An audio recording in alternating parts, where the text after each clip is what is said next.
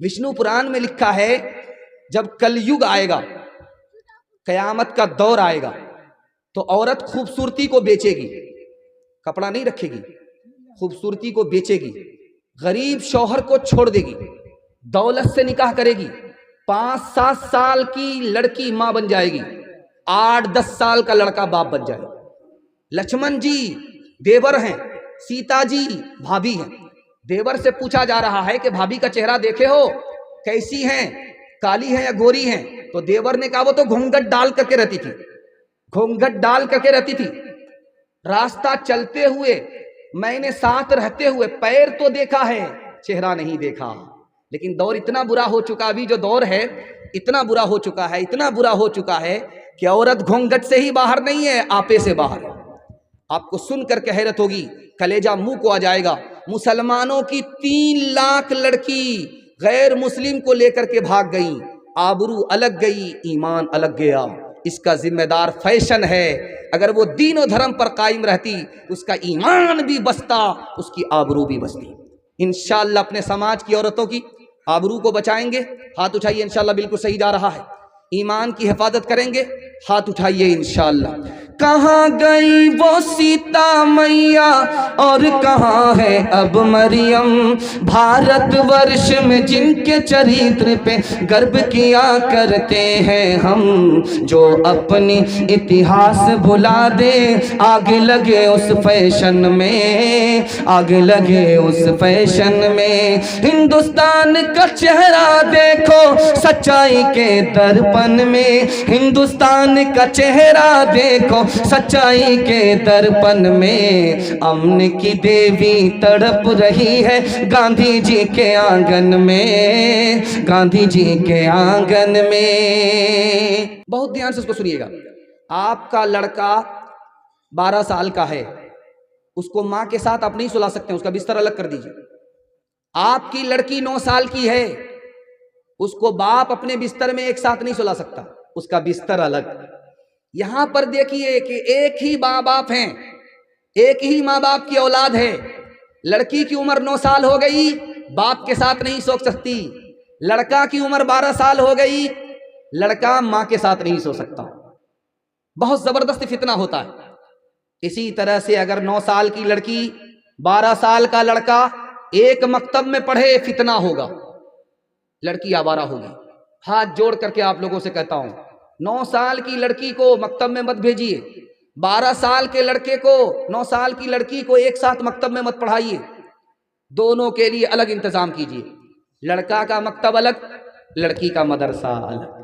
एक मिसाल पर पैगाम खत्म कर रहा हूं, जरा ध्यान से सुनिएगा इसको। लड़की जा रही थी रास्ते से, एक मन चला उसको छेड़ता है, ज़य्यन्ना हालिन नाज़रीन, कुरान की आयत पढ़ करके कि देखने की चीज तो ये है जो सड़क से गुजर रही है। तो लड़की कितनी पढ़ी लिखी थी, नौकरानी थी, लेकिन इल्म से नौकर नहीं थी, इल्म से और हुनर से माला माल थी। उसने जवाब दिया कुरान से ही, हफिज़नाहा लिन्नाज़िरीन, ताक झांक करने वाले शैतान, शैतान से अल्लाह की पनाह। लड़का तीसरी आयत पढ़ता है, नुरीदु अन नअकुल मिनहा व तत्मइन्न कुलूबुना, हम तुमसे फायदा उठाना चाहते हैं। तो लड़की ने चौथी आयत पढ़ी, लन तनालुल बिर्र हत्ता तुनफिकू मिम्मा तुहिब्बून, बगैर निकाह के, बगैर महर के हमसे फायदा नहीं उठा सकते। तो लड़के ने अगली आयत पढ़ी, वल्लज़ीना ला यजिदून निकाहा, मेरे पास तो निकाह का सामान ही नहीं है। तो लड़की ने अगली आयत पढ़ी, उलाइका अन्हा मुबअदून, फिर खड़े खड़े क्या देखते हो, चलो दूर हटो। तो लड़के ने खिसिया करके लड़की को बद्दुआ किया, लानतुल्लाहि अलैक, कुरान की आयत पढ़ दिया, अल्लाह की लानत तुम्हारे ऊपर हो, अल्लाह की मार तुम्हारे ऊपर। और लड़की उससे ज्यादा पढ़ी लिखी थी, उसने उसका जवाब दिया, लिज़्ज़करी मिस्लु हज़्ज़िल उन्सैन, मेरे ऊपर तो सिंगल लानत है, तुम्हारे ऊपर डबल डबल अल्लाह की लानत हो। तालीम औरतों को भी देनी जरूर है, देनी जरूर है। लड़की जो बेपढ़ी हो तो वो बेशूर है, बेशूर है। हुस्ने मुआशरत में सरासर फतूर है, और इसमें वालिदैन का बेशक कसूर है, बेशक कसूर है। नौजवानों के हवाले से 2 पैगाम। नौजवान सुनने के लिए तैयार है? दोनों हाथ उठाइए इंशाल्लाह। बूढ़े लोग गलती से हाथ मत उठाइएगा। आप लोग इस दुनिया में जवान होने वाले नहीं। जलसे में 100 बार भी दुआ होगी फिर भी आप जवान नहीं होंगे। जन्नत में अल्लाह आपको जवान फरमाएगा। ध्यान से सुनिएगा, जल्दी से निकल जाएगा।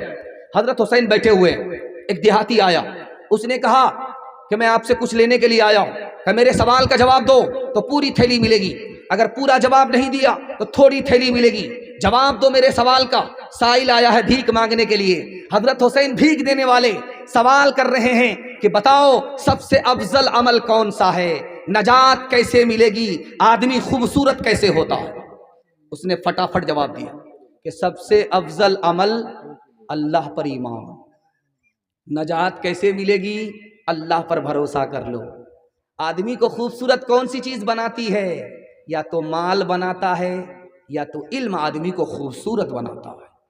अगर आदमी काला पैदा हुआ, बदसूरत पैदा हुआ, अब क्या करे उसके लिए?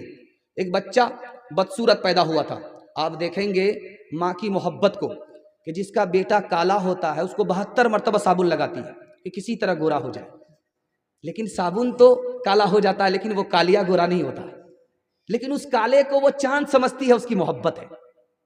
बेटा बदसूरत है, कोई खातिमा नहीं ले रहा है, माँ ने नसीहत किया कि बेटा बदसूरत हो, तुमको कोई कुर्सी नहीं देगा, बेटा एक काम करो, लोग तुमको तरक्की पर उठाएंगे, कुर्सी पर बिठाएंगे, तुम्हारी जूतियां सीधी करेंगे। तो बेटे ने कहा अम्मा बताओ। बेटा रात दिन एक करके इल्म हासिल करो, इल्म ही वो दौलत है, तुम्हारी जिल्लत को अल्लाह इज्जत में तब्दील कर देगा, तुम्हारे ऐब को अल्लाह हुनर में तब्दील कर देगा। बेटे ने मां की नसीहत को कबूल किया, अमल के कान से सुना, रात दिन एक करके मक्का का काजी बन गया।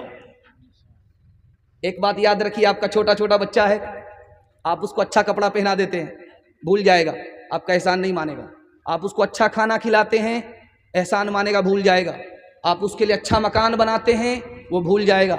आप उसके लिए ज़मीन खरीदते हैं, कोई एहसान नहीं मानेगा। आप जाहिल रहे कोई फ़र्क नहीं पड़ता, आप अपने बच्चे को पढ़ा दीजिए, ज़िंदगी भर आपके एहसान को याद रखें।